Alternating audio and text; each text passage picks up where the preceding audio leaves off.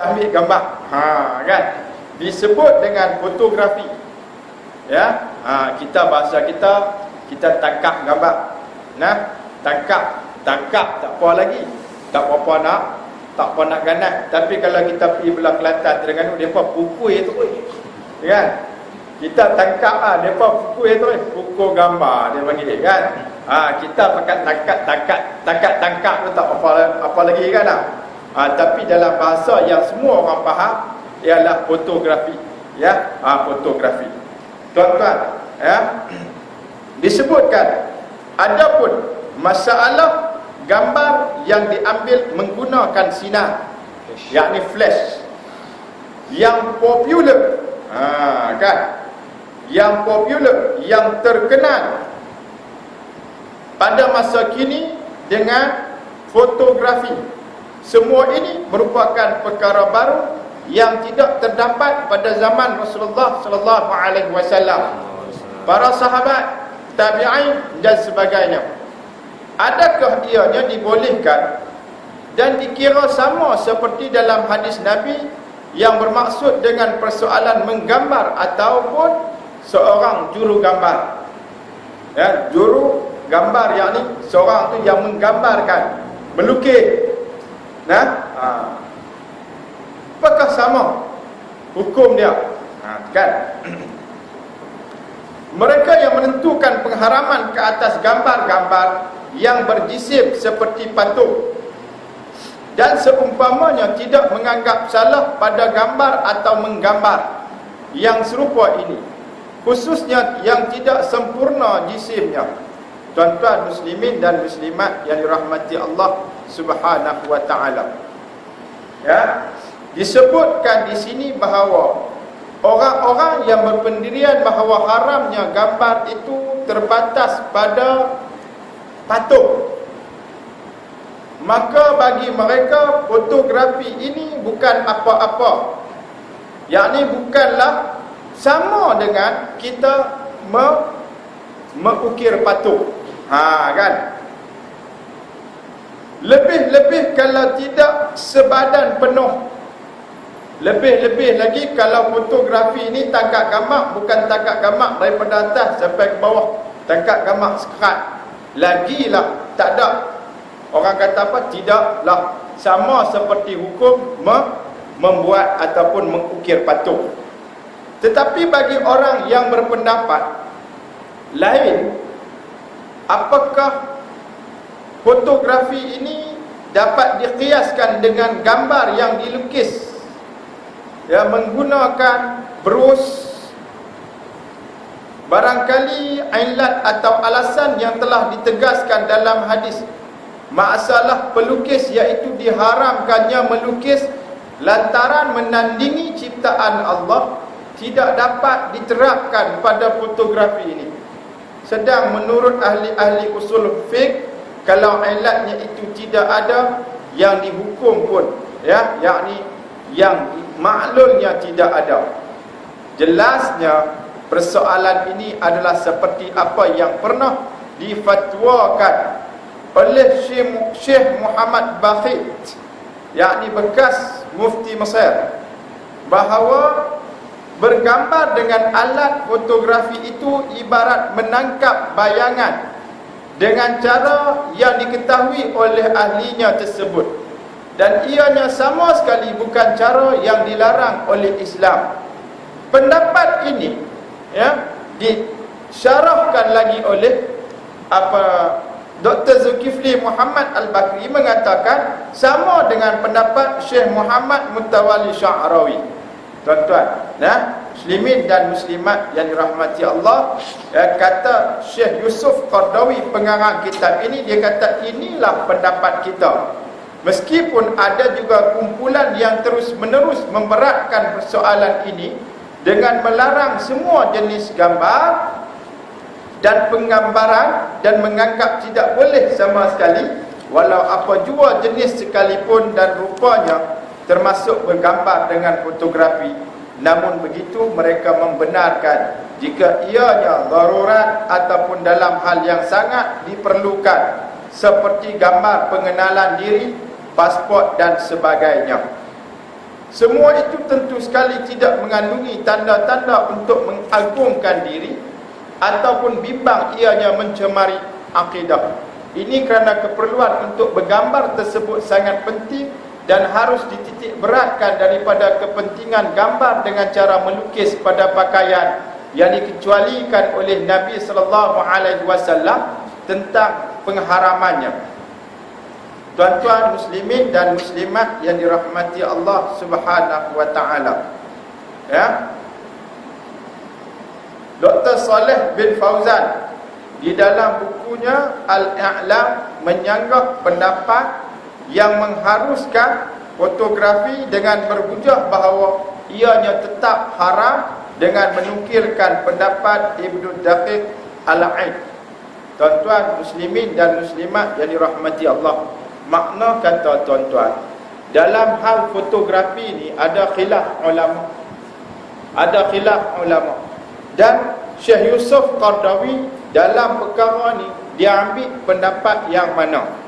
Dalam banyak-banyak khilaf ni, ada khilaf yang kata halal ataupun dibolehkan, dan satu lagi yang mengatakan hukumnya haram.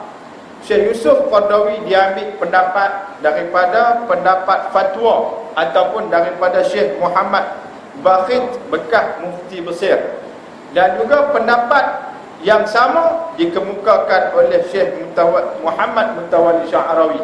Jadi pendapat ini mengatakan bahawasanya tidak menjadi haram kalau kita ambil gambar menggunakan kamera yang macam mana kita guna lah ni. Tuan-tuan muslimin dan muslimat yang dirahmati Allah, tapi selama mana gambar yang kita ambil tu bukanlah gambar yang kita nak gunakan untuk perkara-perkara yang jahat. Kan?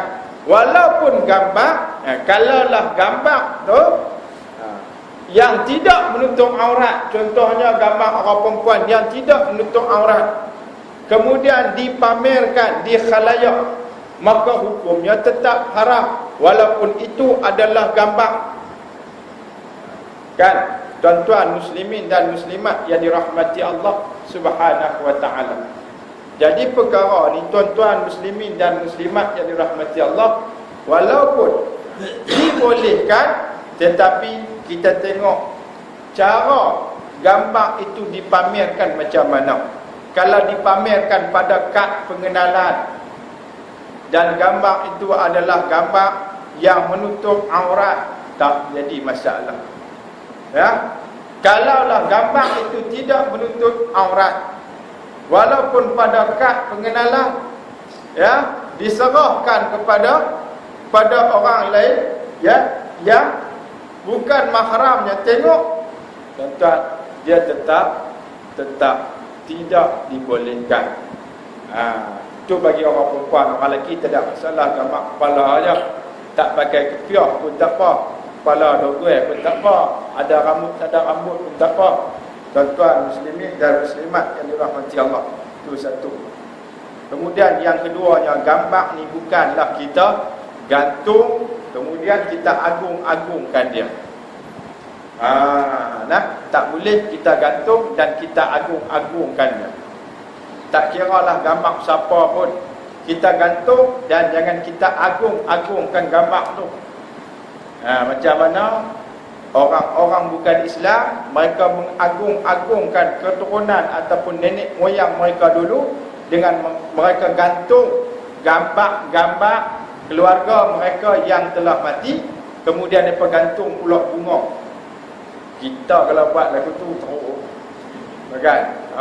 Orang tengok dia ni Islam ke Hindu ke, kan? Mereka gantung gambar, kemudian mereka bubuh bunga. Kadang-kadang mereka tengok bunga tu ditiup angin bergoyang, mereka pula kata ni kalau dia bergoyang ke kanan, itu nasib baik akan mai pada hari ni. Tu dia. Dia buat percaya lagu tu, tu lagi teruk. Dia buat percaya lagu tu, tu lagi teruk. Ataupun gambar tadi, walaupun tidak diharamkan kita tangkap gambar, dan gambar yang dia tangkap tu dia gunakan untuk tujuan yang jahat, ya, untuk tujuan yang jahat. Apa dia? Dia guna gambar tu untuk dia pergi jumpa Tok Bomo. Kan? Pergi jumpa Tok Bomo Siam, bawa gambar tu. Dia ambil gambar dengan tujuan buat apa? Dia nak bawa gambar kawan tu pergi jumpa Tok Bomo Siam. Jumpa Tok Bomo Siam, Tok Bomo Siam tu pula suruh main gambar. Main gambar daripada kepala sampai kaki mai. Bawa gambar tu pergi kan, selalu ada lagu tu kan. Tujuan nak buat apa? Nak buat mudarat, nak hantar santau kat kawan tu. Tujuan buat apa? Tujuan nak buat sihir kepada kawan tu. Tujuan nak buat apa? Tujuan nak bagi dia pisah dengan keluarga ataupun isteri dia. Atau gamak perempuan untuk pisah dengan suami dia. Maka perkara macam ni adalah perkara yang dilarang. Tuan-tuan muslimin dan muslimat yang dirahmati Allah Subhanahu wa taala. Ya. Jadi kalau asal-asal dia boleh dibolehkan, diharuskan. Tetapi perkara-perkara yang lain itu, ya, bila timbul perkara-perkara yang lain yang menjadikan, ya, perbuatan haram timbul dengan sebab itu, maka perbuatan itu berdasarkan niat ataupun apa yang dia lakukan berdosa atas dia. Faham tak? Kalau ambil gambar apa ni? Nak buat pasport, itu tak ada masalah. Ambil gambar, nak buat apa gambar ni? Dah lah. Tak tahu, tengok tak ada. Pergi mana? Pergi Polok Maju kan? Pergi jumpa Tok Bomo Siam di sana. Nak buat benda-benda tak elok, mudarat apa semua. Itu tak boleh. Tuan-tuan, gambar, dia ambil gambar. Ambil gambar tak apa. Ambil gambar apa? Ambil gambar saja-saja. Ambil gambar pergi tepi pantai. Kan? Pergi Batu Ferigi. Ya, tengok tujuh bukit banyak. Bukit Batu ada, bukit tak batu pun ada. Kan? Bukit Pasiang ada kan? Ambil gambar tu. Faham tak ni? Gambar Mak Saleh duk bersidai, dia ambil gambar tu. Kemudian dia publishkan keindahan pantai Batu Ferigi dengan bukit bukau, dia tulis pula di situ kan, nak bagi orang tengok. Maka perbuatan itu mendatangkan dosa bagi dia. Tak boleh, ya. Jadi tuan-tuan muslimin dan muslimat yang dirahmati Allah, yang tu bab gambar. Kalau kita nak tangkap gambar untuk kenangan, tak apa, tak ada masalah kan. Tangkap gambar untuk kenangan, ataupun nak tangkap gambar ahli jawatan kuasa surau, tangkap gambar Pak Su, buku atas sekali pengurusi Cikgu Rahim, buku tangkap gambar dia, buku naik pengurusi, contohlah kan. Tangkap gambar Cikgu Zul, buku Setiausaha, contohlah kan. Ustaz Ibrahim, buku gambar Tok Imam satu, kan. Itu dia. Kita buku gambar tu nak kenal ke orang, tu tak apa, orang main tengok siapa dia, AJK ni, tengok gambar kenal. Oh, hak ni selalu jumpa Nasi Kandak Al-Amin Maju ni, kan. Contohlah kan, tuan-tuan muslimin dan muslimat yang dirahmati Allah. Bila orang tengok gambar tu, orang boleh kenal, jadi tak ada masalah. Yang tu dibenarkan, ya. Macam tu juga gambar, kita nak buat kenangan, ya, kita nak buat kenangan, tak ada masalah, kan. Cuma jangan, kalau gambar yang tidak tutup aurat, contohnya gambar isteri kita tidak tutup aurat, jangan kita publishkan. Jangan kita publishkan. Kalau dulu-dulu ada, kita simpan dia doa. Dulu tak erti lagi zaman dulu kan. Dulu orang dulu kalau kata kenuri kahwin kan, dulu sampai zaman 80-an, hak sanggui tinggi, dia bubuh apa nama? Ada bubuh atas kepala tu, lidi macam apa? Cucuk sanggui tu kan, cucuk sanggui. Kan, cucuk sanggui tu tegak kabak. Hak lelaki dengan pakai tie orang-orang kan. Hak perempuan jenis pakai tudung pun tak pakai kan. Dah gambar dulu letak di apa nama dinding lah, buat kenangan kan. Bukan kita nak agung pun nak buat kenangan, tapi lah ni dah tak boleh kita ambil, kita simpan. Jangan tunjuk faham lah. Tuan-tuan muslimin dan muslimat yang dirahmati Allah, itu juga saya nak nasihat tuan-tuan, mana-mana pejabat kita ke, ya, di kedai kita ke, yang gantung gambar tuanku permaisuri, yang dulu, yang gambar dia tak tutup aurat lagi, tuan-tuan tolong buat. Lah ni ada gambar baru dah, gambar dia yang pakai, yang pakai tutup aurat, gantung gambar tu, gantung gambar yang pakai tutup aurat, lah ni gambar hak baru ni kan. Kalau tak ada, pergi pejabat penerangan, pergi minta kan, pergi minta dia bagi gambar tuanku permaisuri hak baru. Tuan muslimin dan muslimat yang dirahmati Allah. Sebab apa? Sebab kita sebagai orang Islam, kita kena tunjuk, kita kena, orang kata rasa bangga, bila orang paling atas sekali dalam negara kita melaksanakan ataupun mengamalkan Islam. Jadi kita kena rasa bangga. Kita kena tunjuk pada yang lain. Tuan-tuan muslimin dan muslimat yang dirahmati Allah, mudah-mudahan menjadi contoh kepada staf-staf yang lain, yang di pejabat tu kan, yang tak tutup aurat. Tengok tu Permaisuri Agung dah pakai tutup aurat kan. Jadi tuan-tuan muslimin dan muslimat yang dirahmati Allah SWT, mungkin ianya menjadi satu asbab kepada yang lain. Bila tengok tu asbab dia dapat hidayah daripada Allah SWT. Dia tengok tu terasa, kata ya, Raja Permaisuri pun dah pakai pakaian yang tutup aurat, aku bila lagi? Aku ni permaisuri apa pun tak kan, permaisuri rumah tangga bukan negara kan, tak pakai pakaian tutup aurat. Jadi dengan sebab tu dia mula terbuka hati untuk mengamalkan Islam. Tuan-tuan muslimin dan muslimat yang dirahmati Allah Subhanahu wa taala. Jadi tolonglah kalau di rumah ada tak? Kadang-kadang ada juga orang bubuh di rumah kan. Kalau ada di rumah gamak lama tu, tolonglah tuan-tuan Macam tu juga di pejabat-pejabat ataupun di kedai-kedai. Tuan-tuan muslimin dan muslimat yang dirahmati Allah Subhanahu wa taala. Kita sambung sikit lagi insya-Allah. Topik atau isu gambar. Telah jelas di sini topik penggambaran ini telah memberi kesan dalam hukum Islam tentang haram atau tidak. Tiada seorang Muslim pun yang memberikan penentangannya terhadap pengharaman sesuatu gambar apabila objeknya bertentangan dengan akidah Islam atau berlawanan dengan syariat Islam dan peradaban. Umpamanya menggambarkan kaum wanita dalam keadaan berbogel ataupun separuh bogel dengan menampakkan alat sulit mereka bertujuan membangkitkan nafsu syahwat dan menimbulkan keinginan duniawi. Ini jelas berlaku dan sering dipaparkan di dada-dada akbar dan ditayangkan di panggung-panggung hiburan. Gejala seperti ini sudah pasti mendapat perhatian seluruh masyarakat dan tindakan berani perlu dilakukan dengan mengharamkan produk-produk yang sebegitu yang boleh merosakkan iman dan akidah khususnya umat Islam. Pelaksanaan undang-undang yang lebih ketat perlu untuk mengekang dan menghalang ianya ditayangkan atau diperlihatkan kepada tontonan umum demi kestabilan masyarakat dan negara. Tuan-tuan muslimin dan muslimat yang dirahmati Allah.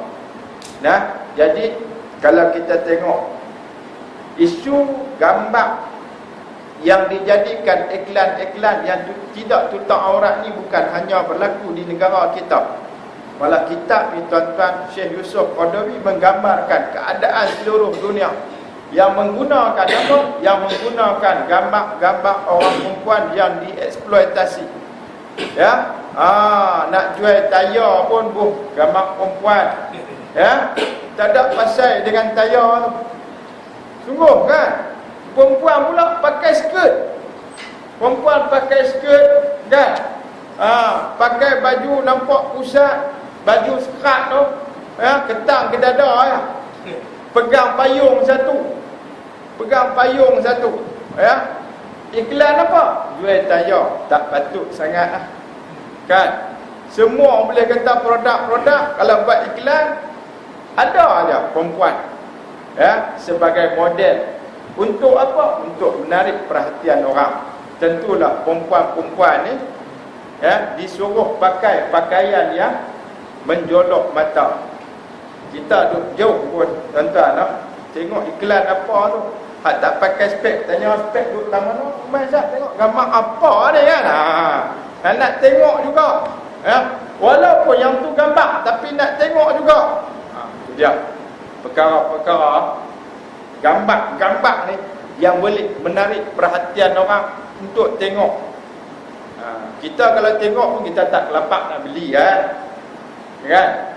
Tapi tuan-tuan muslimin dan muslimat yang dirahmati Allah, ini satu bentuk eksploitasi kepada kaum wanita. Tapi orang perempuan mereka suka pula tunjuk hak ni. Mereka tak tahu kata kita tak suka tengok, tapi dah tunjuk, nampak mana kan.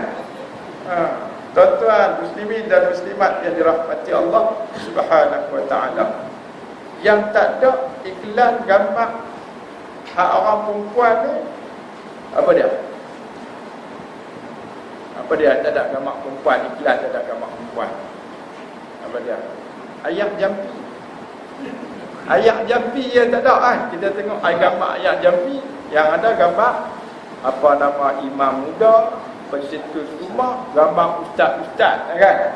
Gambar ustazah tak pernah tengok lagi ayah jampi yang tak ada. Kalau hak lain iklan semua dah. Kan? Tambah produk kesihatan. Itu dia. Kan?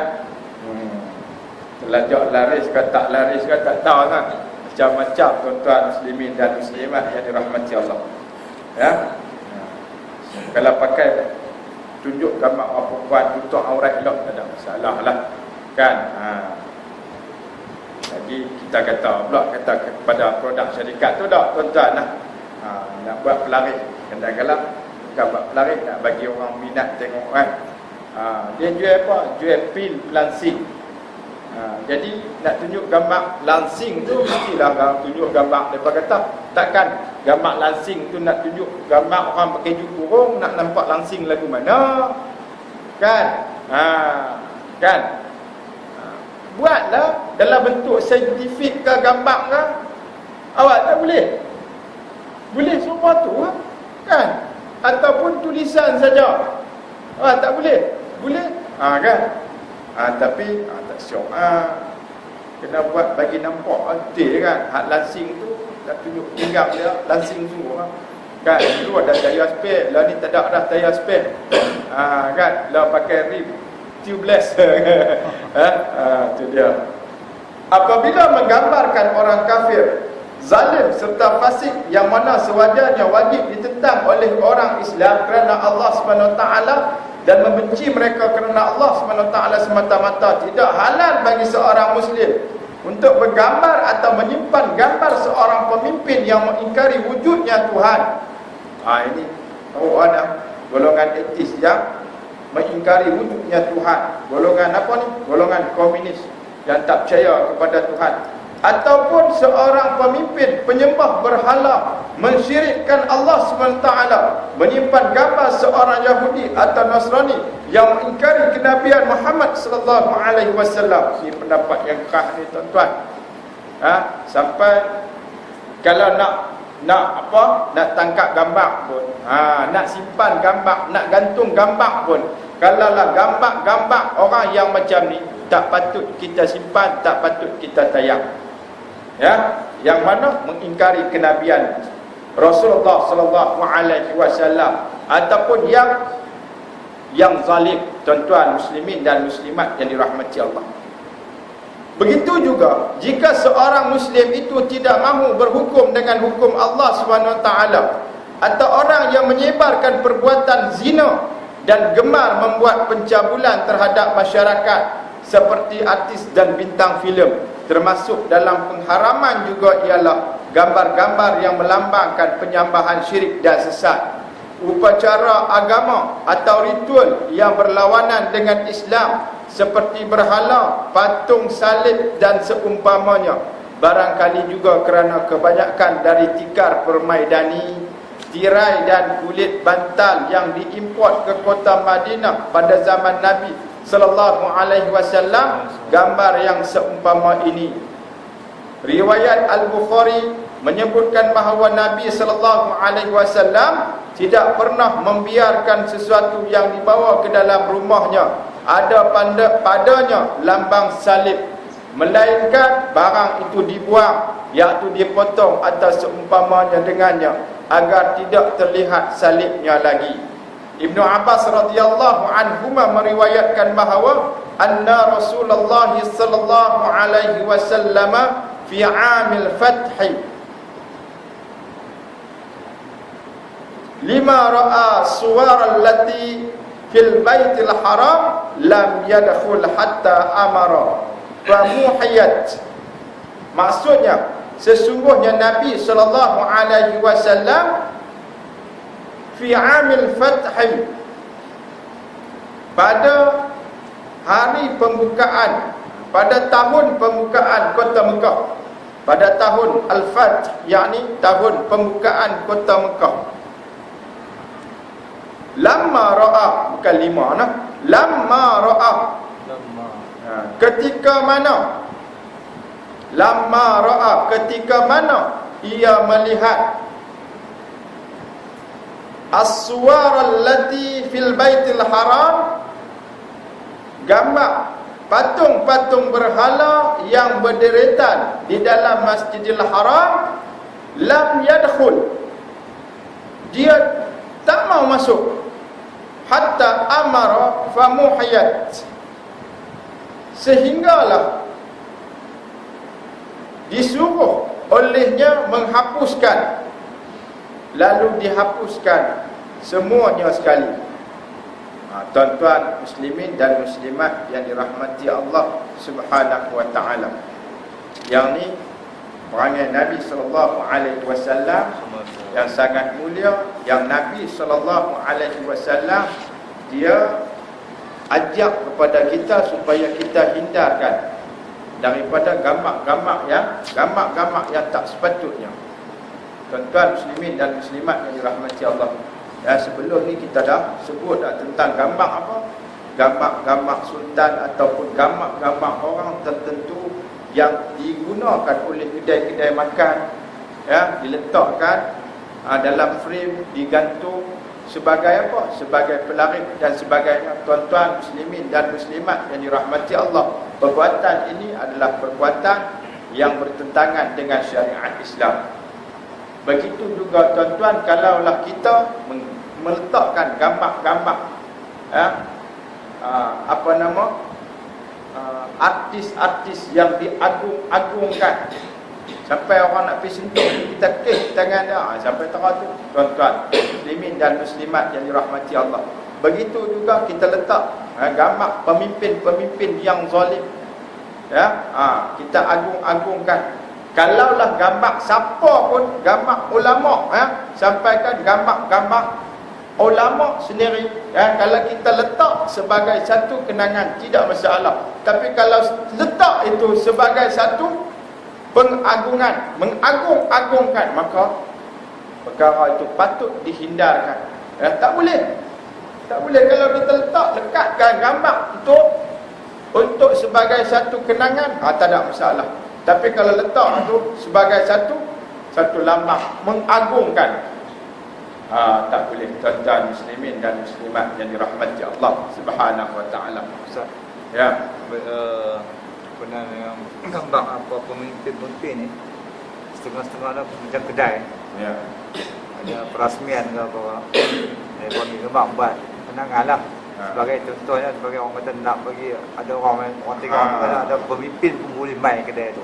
Ya, yang tu yang kata tadi, qasad tadi, niat tadi kan. Tuan-tuan muslimin dan muslimat yang dirahmati Allah, kita buat perasmian kedai kita ataupun kenduri kahwin di rumah kita lah, tiba-tiba yang main tu adalah orang besar, ya, orang besar, kan. Kita jemput, kita tak sangka, tengok dia main, ataupun memang kita jemput dia main sungguh. Kita tangkap gambar, dan gambar ni kita lekatkan di dinding sebagai satu kenangan kepada kita.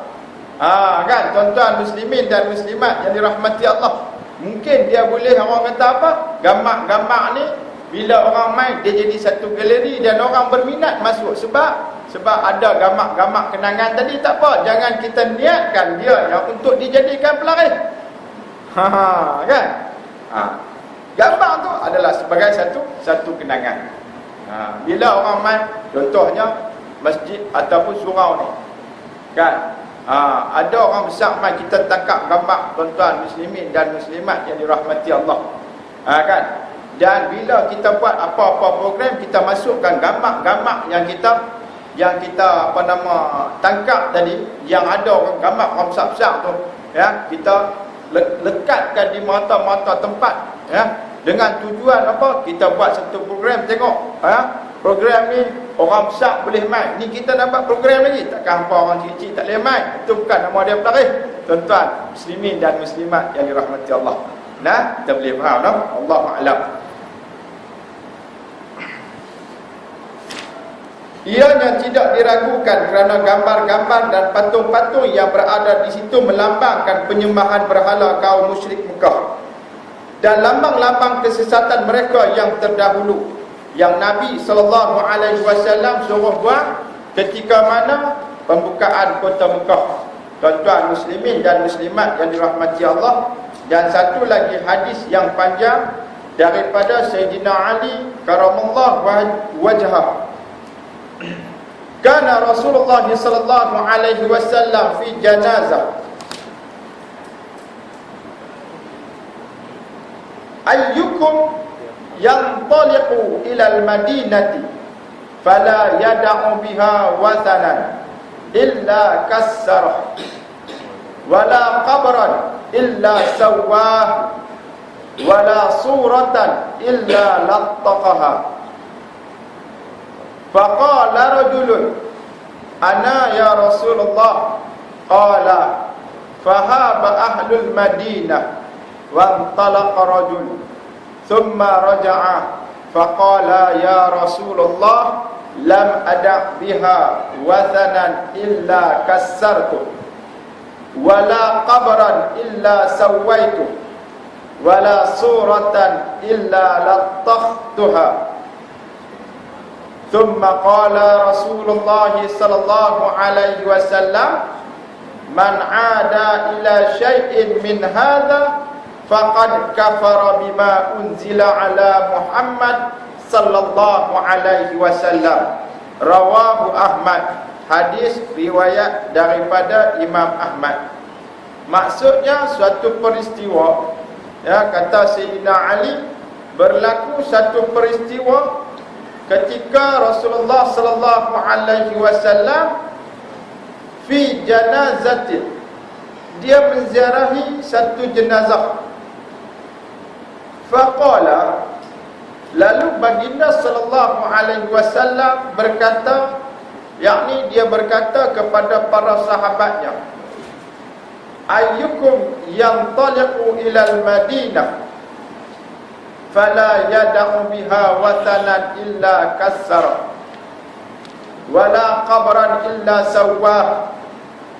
Kata Nabi sallallahu alaihi wasallam, siapa di antara kamu yang mahu pergi ke cerok rantau kota Madinah sehingga dia tiada mendapat apapun lambang keberhalaan melainkan dia menghancurkannya, wala suratan illa lattaqaha, tidak mendapati kuburan melainkan diratakannya.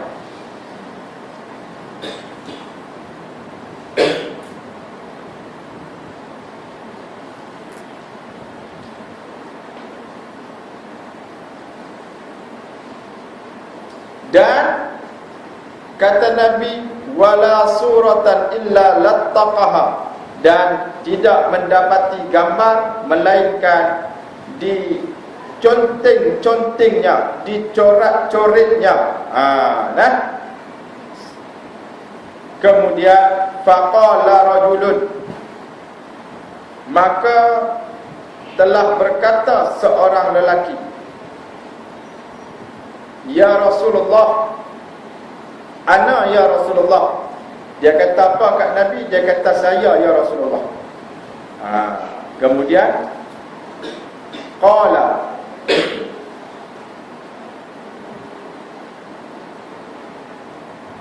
maka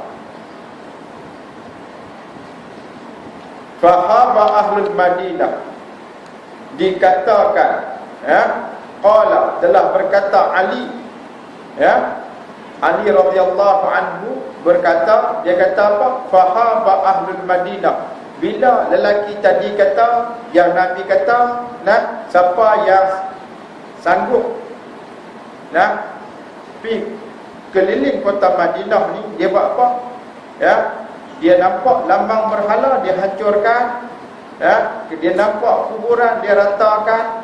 Kemudian dia nampak gambar-gambar, dia contiang ataupun dia corak-coret. Ada seorang lelaki, dia kata, ana ya Rasulullah, aku berani buat ya Rasulullah. Faqala, maka kata Sayyidina Ali, fahaba ahlul Madinah. Apa makna dia? Dia kata apa? Penduduk Madinah pada waktu itu dia rasa takut. Wa antalaqa rajulu. Tetapi lelaki itu dia terus pergi menunaikan janji dia. Summa raja'a, kemudian dia balik. Faqala, dan dia berkata, ya Rasulullah, wahai Rasulullah,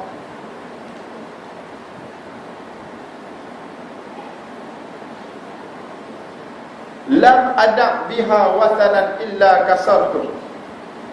Aku sudah lakukan, aku dapati tiada lambang berhala melainkan aku hancurkan. Wala qabran illa sawaitu, dan tiada kuburan yang diratakan, tiada kuburan melainkan aku ratakan, kan. Wala suratan illa latakhtaha, dan tiada kuburan melainkan diratakan, dan tiada gambar melainkan dicoret-coretnya. Ada orang yang kitab. Summa qala Rasulullah sallallahu alaihi wasallam, kemudian Rasulullah sallallahu alaihi wasallam bersabda, man ada ila syai'in, siapa yang kembali kepada sesuatu, min haza, dari perkara semacam ini, faqad kafara bima unzila ala Muhammad sallallahu alaihi wasallam. Apa dia? Faqad kafara bima unzila ala Muhammad sallallahu alaihi wasallam, maka dia telah kufur terhadap apa yang diturunkan Allah ke atas Muhammad sallallahu alaihi wasallam. Hadis ini Imam Muslim juga meriwayatkan daripada Hayyan bin Husain, katanya Ali radhiyallahu anhu telah berkata, aku mahu mengutus engkau sebagaimana Rasulullah sallallahu alaihi wasallam mengutusku, iaitu tidak wujud apa juga patung melainkan engkau menghancurkannya, dan tidak mendapati perkuburan melainkan engkau meratakannya. Al-Munziri berkata, sanadnya sangat baik, insya-Allah. Apakah sebabnya? Disuruh Nabi SAW supaya menconting gambar-gambar itu atau menghapuskannya, kalau tidak kerana semuanya dijadikan lambang kemusyrikan kaum jahiliyah pada masa itu, yang mana Nabi SAW berusaha dengan bersungguh-sungguh untuk membersihkan kota Madinah daripada kesan jahiliyah. Sebab itulah dijadikan kembali hal sedemikian haram dan kufur dengan apa yang diturunkan hukumnya oleh Allah Subhanahu wa ta'ala. Kesimpulannya, tuan-tuan muslimin dan muslimat yang dirahmati Allah Subhanahu wa ta'ala, ada berapa kesimpulan? Ada 9 kesimpulan. Yang pertama, jenis-jenis gambar sangat berat pengharamannya dan besar dosanya, iaitu gambar yang dijadikan sembahan selain daripada Allah. Yang pertama, jenis gambar yang haram dan berdosa, yakni gambar yang dijadikan sembahan. Umpamanya gambar Al-Masih Nabi Isa pada kaum Nasrani. Gambar sedemikian boleh menjadikan pelukisnya kafir jika dia mengetahui hukumnya. Yang mempunyai bentuk dari gambar ini, iaitu seperti dipahat atau dibuat patung, orang yang menyebarkan gambar-gambar ini dan yang mengagungkannya dalam apa cara sekalipun akan menanggung dosa sehingga ke hari kiamat. Itu pertama, simpulan dalam 2-3 bulan ni yang kita baca bab gambar, menggambarkan, membuat patung dan sebagainya. Yang pertama, siapa yang buat gambar patung untuk sembahan, hukum dia haram dan berdosa. Yang kedua, siapa yang menggambar atau melukis apa yang tidak dimaksudkan untuk disembah, akan tetapi niatnya untuk menandingi Allah Subhanahu wa taala dan mengaku boleh mereka cipta sebagaimana yang dijadikan dan dicipta oleh Allah, orang ini dihukum kafir terus menerus.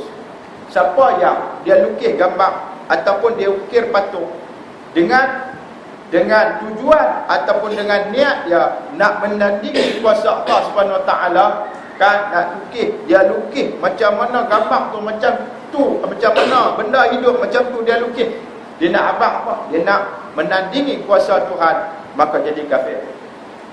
Nah, itu dia.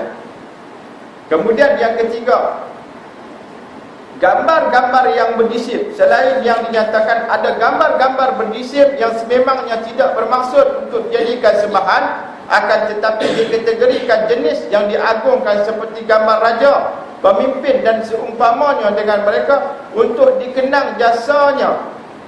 Kemudian dengan dibina monumen buat mereka. Dia buat apa? Buat monumen.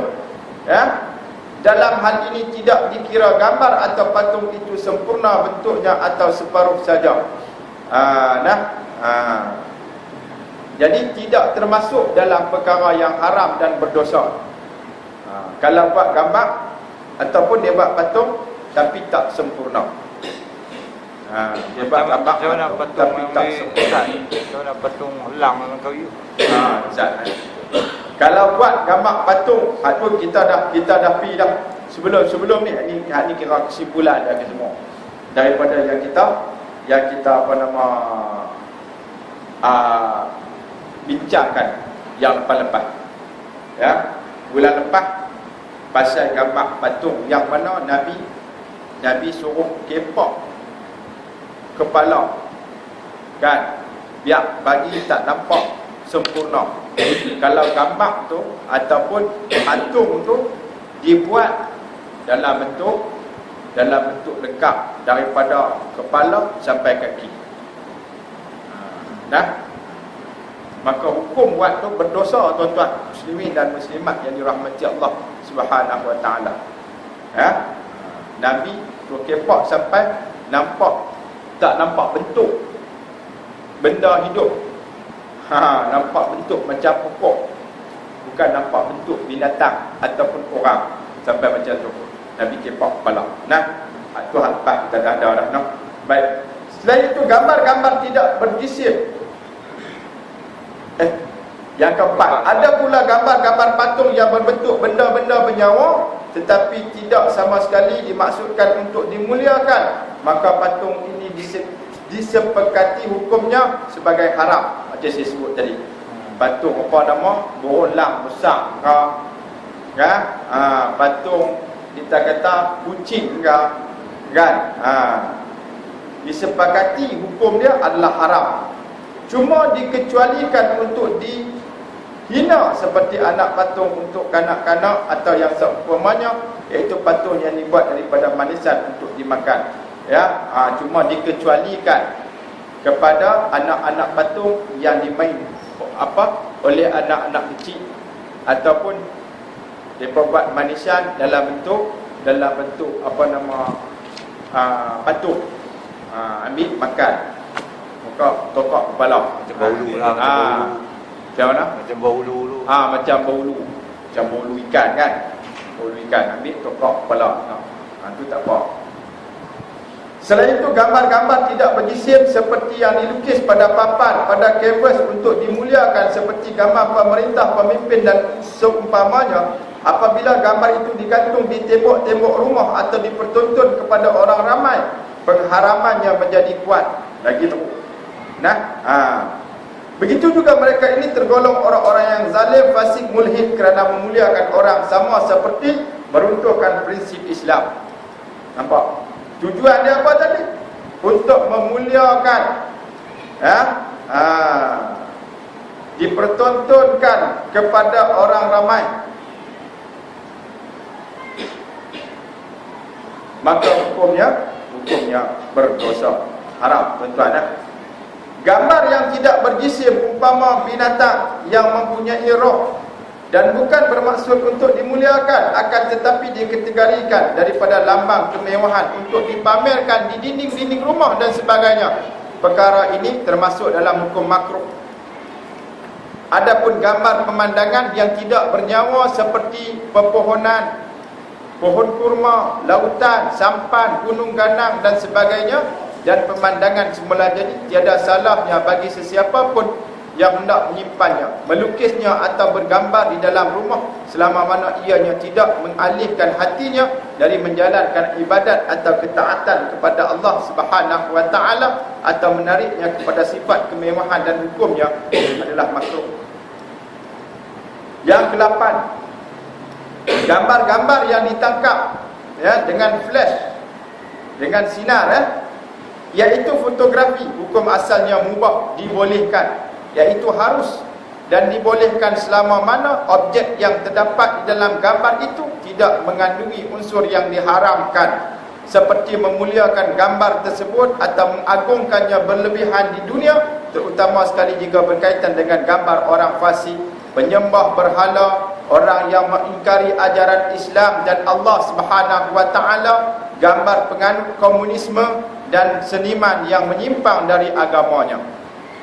Dan yang ke-9, setiap patung dan gambar yang diharamkan apabila sudah diconteng atau dihinakan, berubahlah hukumnya dari haram bertukar kepada halal, seperti gambar yang terlukis pada tikar permaidani yang akan dipijak oleh kaki kasut dan sebagainya.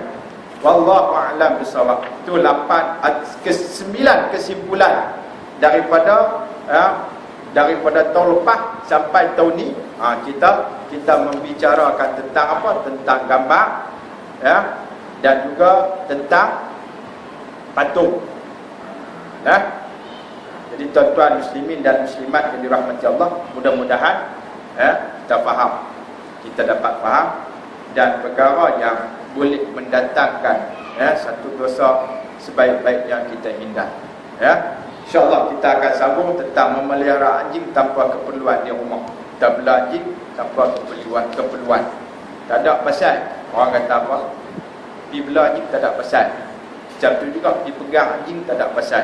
Dia ada dalam kitab. Tuan-tuan muslimin dan muslimat yang dirahmati Allah Subhanahu wa taala, mudah-mudahan kita dapat sedikit perkongsian ilmu pada malam ini yang baik daripada Allah, salah silap daripada diri saya. Wallahu a'lam bissawab. Kita tutup ataupun kita tangguh dengan tasbih kafarah dan surah Al-Asr. Subhanakallahumma wa bihamdika asyhadu an la ilaha illa anta astaghfiruka wa atubu ilaik. Bismillahirrahmanirrahim. Wal 'asr innal insana lafi khusr illa alladhina amanu wa 'amilus solihati wa tawassaw bil haqq wa tawassaw bis sabr. Sadaqallahu